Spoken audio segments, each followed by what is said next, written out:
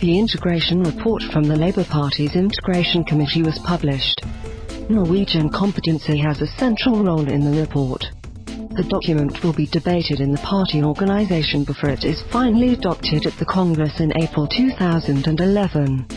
The proposed integration policy document contains 99 action points.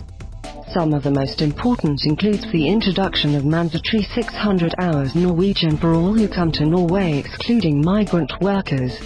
Also, migrant workers and their families from the EEA area who are in Norway for more than 6 months will have 300 hours Norwegian and community education.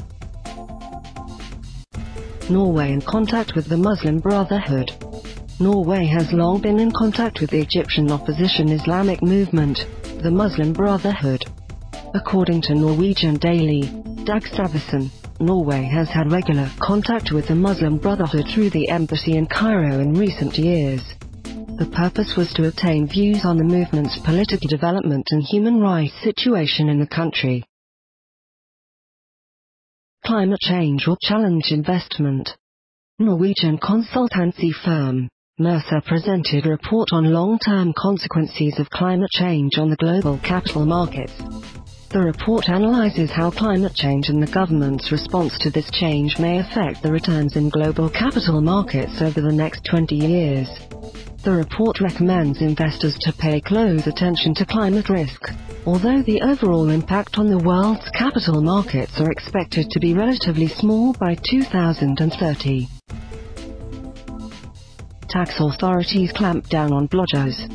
As blodging turns into a good profit-making activity in Norway, tax authorities intensify the financial controls of blodgers. Through the controls, the tax authorities hope to identify blodgers who have a certain income from the business.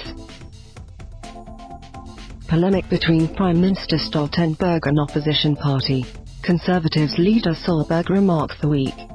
Stoltenberg said Erna Solberg has an old-fashioned and narrow view of economic growth. The Prime Minister suggested that the Conservative leader still does not understand the Norwegian model. Investing in people and social justice give us great growth potential. That's what brings us higher growth, higher productivity growth and more employees, said Stoltenberg. 100% Norway has been a Norwegian showcase during the London Design Festival.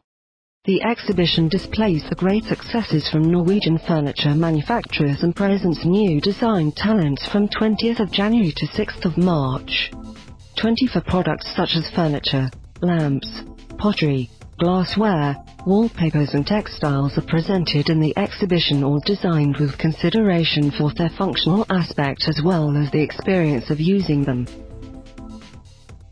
For the cinema lovers, there is a movie showing in Centre for Afrikaans Culture for Middling on Saturday at 6 o'clock.